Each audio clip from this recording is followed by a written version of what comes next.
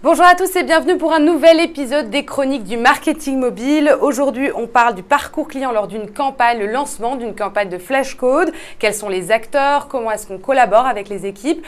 Pourquoi choisir un support ou un contenu plus qu'un autre? On en parle tout de suite avec nos invités. Bonjour Alexis Almanowski, vous êtes donc président de Mobiltech. Bonjour Agathe. Bonjour, merci de venir une nouvelle fois sur notre plateau. Ravi de vous retrouver. Bonjour Monsieur Bacca, vous êtes donc responsable pôle média au PSG. Tout à fait. Bienvenue. Merci, bonjour. Alors nous allons parler tout d'abord de cette campagne un peu actuelle, là, puisque le 4 août dernier, le PSG signe un score nul pour l'un de ses premiers matchs de la saison. L'adversaire était quand même de taille, le FC Barça. Pour cet événement, les supporters du PSG ont bénéficié d'un billet un peu particulier. Est-ce que vous pouvez nous en parler ?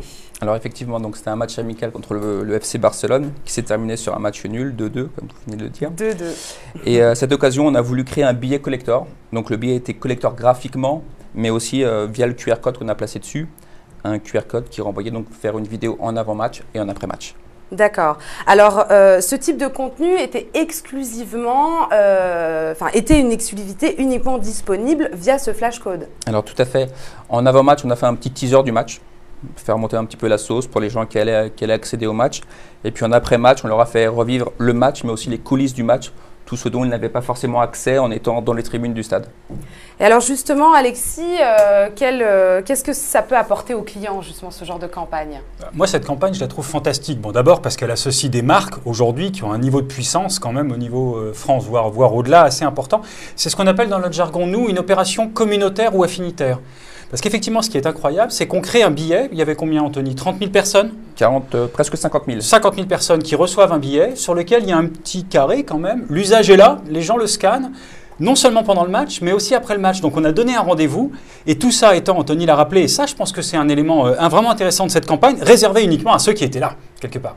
Et alors justement, quels ont été un peu les résultats de cette campagne au niveau des scans? Alors Anthony, je parle sous votre couvert, mais au global, ça a été une belle opération parce qu'on a fait à ce jour, là au moment où on parle, plus de 4000 scans en tout, ce qui est quand même beaucoup. Si on ramène à 50 000 personnes dans le stade, on n'est pas loin de 10% des personnes ayant vu le match, ont gardé le ticket et l'ont scanné. Et ce qui est très intéressant, c'est qu'on a fait ce qu'on appelle dans notre jargon des pointes, à plus de 800 scans durant le match. Donc vraiment, il y avait une activité aussi sur le mobile à ce moment-là. Et pourquoi, Monsieur Bacca, vous avez choisi ce contenu vidéo plutôt qu'un autre? Comment ça s'est fait? Déjà, on voulait un contenu vidéo, on était en début de saison, donc c'est un contenu vidéo qui présentait l'équipe, les enjeux de la saison, etc. Là, on parlait d'un match événementiel face au FC Barcelone, une grande équipe d'Europe. Donc on a voulu vraiment un contenu dédié et centré autour de ce match-là. Et en après-match, pour le coup, on a voulu faire vivre un petit peu une nouvelle expérience aux spectateurs qui étaient dans le stade, lui faire vivre un petit peu les coulisses du match, etc., à travers une petite vidéo clippée très sympa. Et alors, les supporters, vous avez eu un petit retour justement de cette campagne? Ils ont aimé ça? Ouais, tout à fait. Donc, on l'a fait savoir sur tous nos médias, donc le site internet, Facebook, Twitter, etc. Et les retours ont été très bons. On recevait des petits tweets, super sympa le QR code, la vidéo était vraiment top, une OP à renouveler, etc. Il n'y a pas eu de problème parce qu'au stade de France, j'imagine que les connexions quand même sont pas toujours très bonnes. Pas eu de problème à ce niveau-là? Alors nous, malheureusement, on n'en sait rien parce qu'on ne peut que constater que les scans aboutissent. A priori, ça s'est pas trop mal passé, mais c'est vrai que assez souvent, quand il y a des pics d'activité comme ça, en plus là, on parle de data, c'est quand même un contenu lourd. Très honnêtement, Agathe, on ne sait pas combien de fois, peut-être que certains visiteurs ont dû scanner plusieurs fois. Et combien de scans à la minute vous avez On a obtenu des pics jusqu'à 400 lors du match et 800 derrière, ce qui est quand même beaucoup. C'est du gros trafic. Et du jour où le PSG a annoncé, ça y est, vous pouvez de nouveau scanner votre ticket. C'était quoi, 15 jours après, Anthony? Non, même pas, non, c'était 48 heures après. 48 heures après, les gens ressortent leur ticket et rescannent. Donc on a un usage répété. Toujours dans ce concept de l'affinité, les happy few qui sont suffisamment engagés pour être venus au stade, ont gardé leur ticket collector. Très bien. Alors il n'y a pas eu que cette campagne aussi, parce que depuis 2009-2010, vous avez fait le pari de vous lancer dans un marketing mobile plus actif. Par exemple, avec votre application iPhone, qui a été lancée en mai 2011.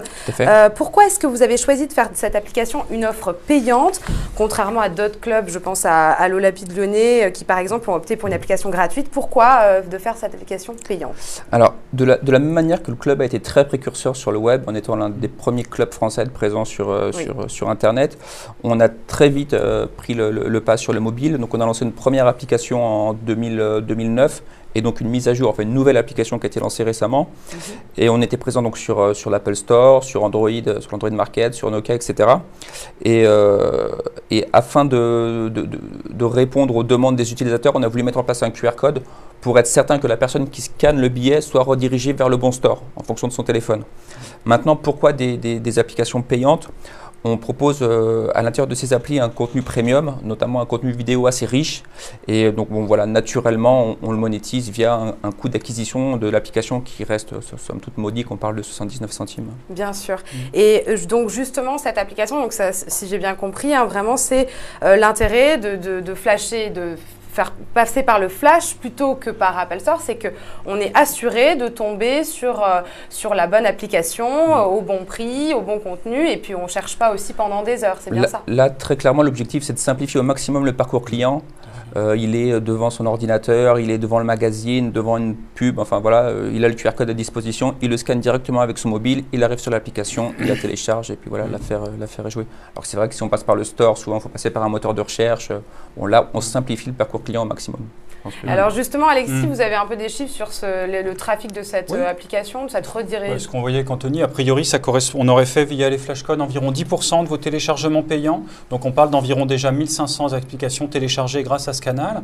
Encore une fois, pour une application payante, c'est pas le prix, c'est le fait qu'elle soit payante, hein, souvent que là, le barrage se fait. C'est quand même un bon score. Maintenant, Agathe, on en parlait, je pense, il y a quelques mois. L'usage du QR code que je scanne pour arriver à l'application directement, c'est devenu un usage massif. On a de l'ordre de 30% de nos campagnes qui font ça et principalement ça.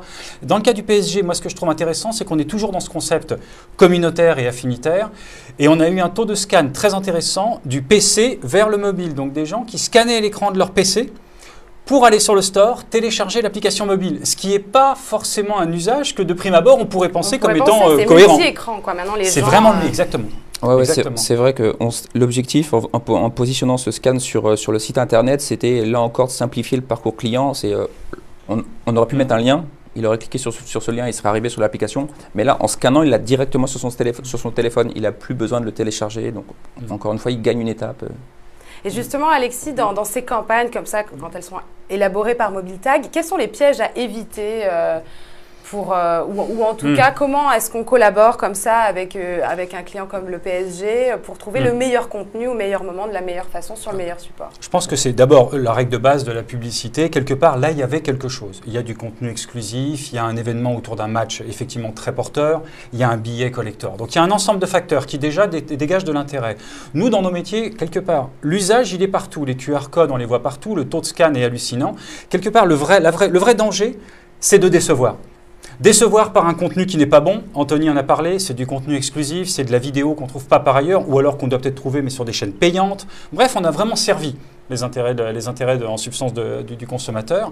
Et l'ensemble du parcours client est très fluide. Et un dernier point aussi qui n'est pas anodin, c'est que l'ensemble des contenus vers lesquels on accède en scannant les QR codes du PSG sont 100% prévus pour le mobile. On n'amène pas, malheureusement, le piège classique qu'on voit encore vers un site web normal, même sur l'écran d'un grand smartphone, je suis désolé, on ne voit pas bien, on est déçu et on ferme. Donc très bien. Et alors, est-ce que vous avez un peu des nouvelles collaborations, des nouvelles campagnes de marketing mobile qui arrivent bientôt, peut-être même avec MobileTag? Oui, tout à fait. Avec MobileTag, là, dans le prochain numéro de 100% PSG, qui est un magazine mensuel dédié au club, on a placé 4-5 QR codes qui viennent illustrer des articles. Et ces QR codes renverront vers une vidéo, là encore, exclusive. Et encore une fois, là, on est vraiment multi-support. On passe du magazine à la vidéo, enfin via le mobile à la vidéo, ce qui pour nous est très intéressant. D'accord, donc c'est une histoire qui fait que commencer, quoi. Oui, puis il va encore y avoir des beaux matchs en cours. Donc de toute façon, oui, je pense qu'il y aura des belles idées qui vont jaillir, effectivement. Bien, merci tous les deux d'avoir participé à cette émission. Quant à nous, on se retrouve très vite pour un nouvel épisode des Chroniques du marketing mobile. À très vite sur Décideur TV.